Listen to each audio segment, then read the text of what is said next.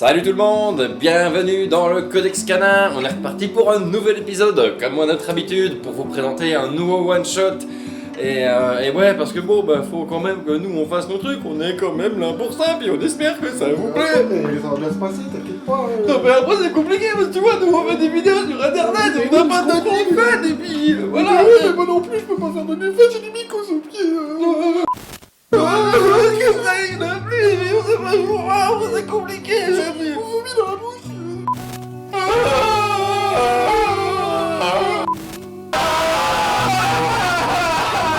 Ta gueule!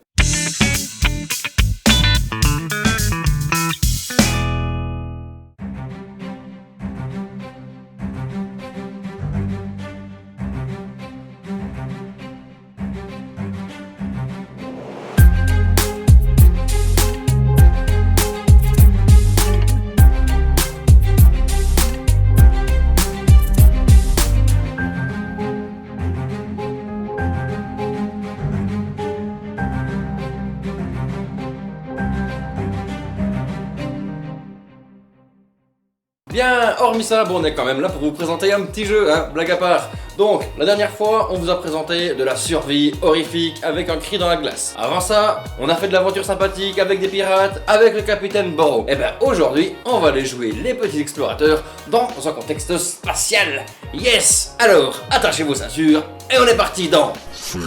3, 2, 1, fire.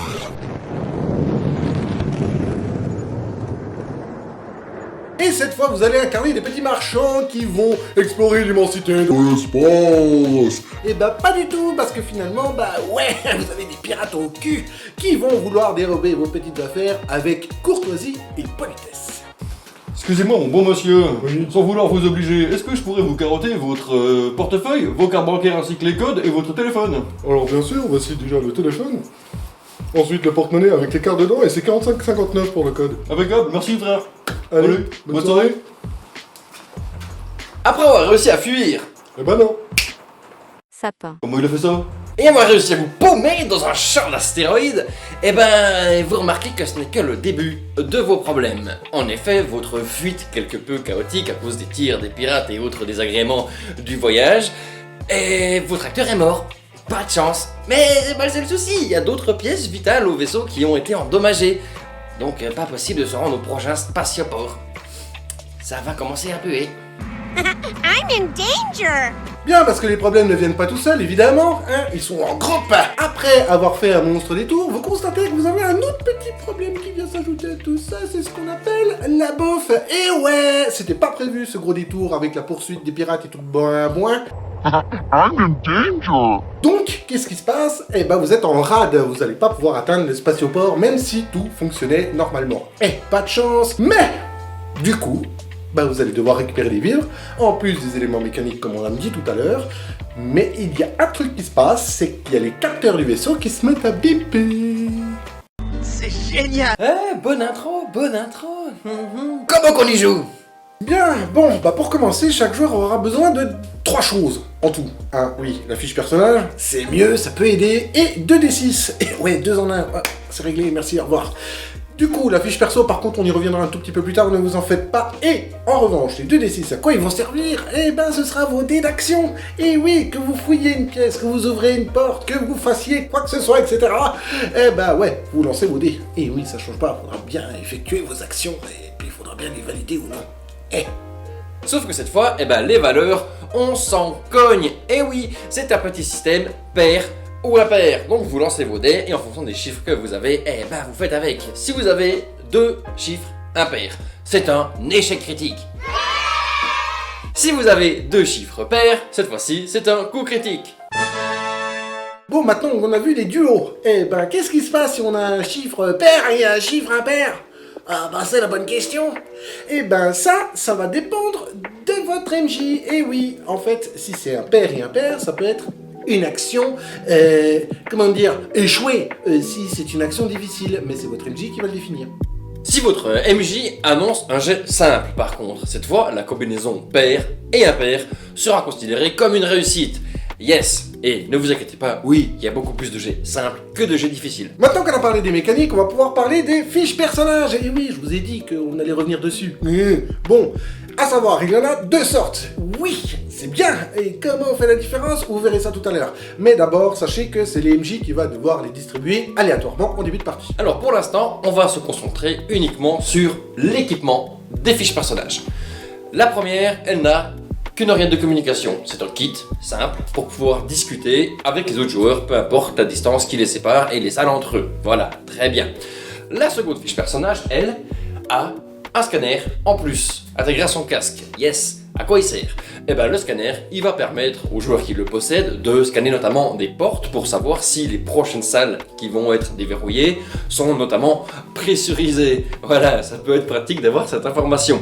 Bien sûr, l'utilisation du scanner demande un jet simple et par partie, il ne peut avoir que 2 scanners au maximum. Bon bah concernant l'inventaire, voilà, et ben il est complètement vide. Et oui, parce que bon, vous allez avoir besoin de place pour récupérer tout ce que vous avez à récupérer. Et oui, on vous l'a dit en présentation tout à l'heure, il va falloir récupérer des éléments mécaniques et des vivres. Mais il y aura aussi d'autres petites choses qu'il va falloir récupérer, mais pour savoir ce dont on va parler, il va falloir qu'on se concentre sur les 2 petites colonnes sur la fiche personnage. Sur votre fiche personnage, il y a donc ces 2 jauges là. Eh ouais, une indique votre réserve d'oxygène. Cool. La seconde, elle, indique l'état de votre combinaison. Parce que vous vous rendez bien compte qu'il n'y a pas vraiment de système de points de vie dans ce jeu-là. En tout cas, pas comme on l'entend habituellement. Non, c'est ces 2 petites jauges-là qui vont vous indiquer si vous êtes plus ou moins près du trépas. Bien, maintenant qu'on vous a montré les 2 colonnes, on va se concentrer sur une seule qui est l'O2, l'oxygène. C'est ce qui va vous permettre de respirer et d'entreprendre des actions. Bien, il y a 6 crans. Vous allez commencer au 6e au début de la partie. Une fois que vous allez entreprendre une action dans une salle qui n'est pas pressurisée, vous allez diminuer de 1. Et pour marquer tout ça, nous avons mis des petits marqueurs à découper sur notre fiche personnage. Et oui, on a pensé à tout. Et du coup, qu'est-ce qui se passe si on descend à 0? Eh ben, vous allez entrer en état de suffocation. C'est-à-dire qu'il vous restera 2 tours avant de juste mourir. Mais pas de panique, on a pensé à vous, parce qu'on est quand même vachement sympa.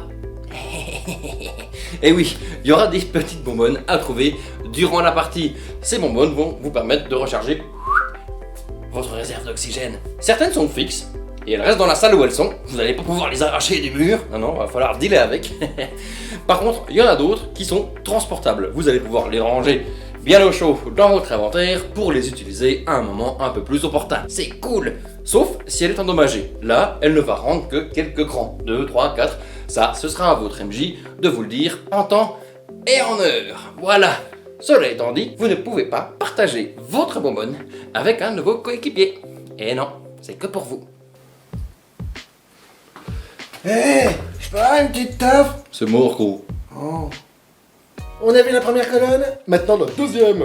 Et oui, celle-là, elle concerne votre petite combinaison. Et oui, et il y a aussi ce petit marqueur qui est aussi découpable en bas de la fiche personnage, n'est-ce pas? Bien, celle-ci, vous allez aussi commencer à 6. Oh, c'est magique. Mais par contre, à chaque fois que vous allez vous ramasser la tronche, ou chuter, ou avoir des dégâts, voilà, vous allez prendre 1, 2, 3, peut-être 6 crans en fonction de ce que votre MJ vous dit. Voilà, et du coup, vous allez diminuer.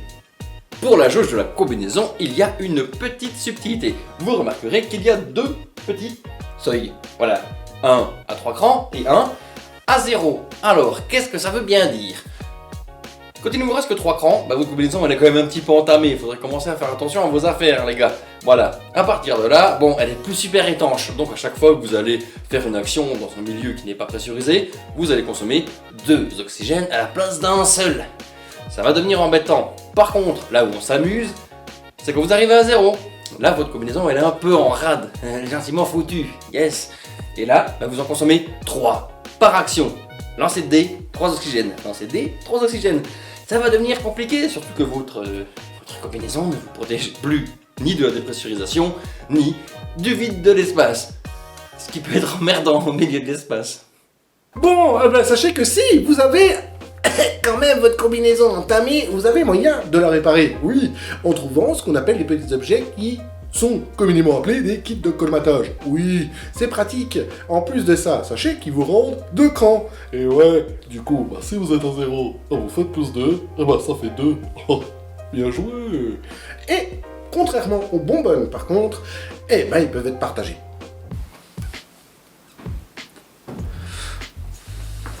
Et est-ce que je peux avoir une petite taf? Oh la vache, tu fais tiep. Oh, merci. Et à partir de là, eh ben, bonne chance pour récupérer tout le matos et la bouffe qui vous manque et pouvoir vous rendre au spatioport. On arrive au bout de cette vidéo, et ouais. Enfin. Non, C'est pas petite vrai. info, comme d'habitude, les informations, les fiches personnages, les règles, les cartes, tout ça, eh ben, c'est en lien téléchargeable dans la description de la vidéo, comme d'habitude.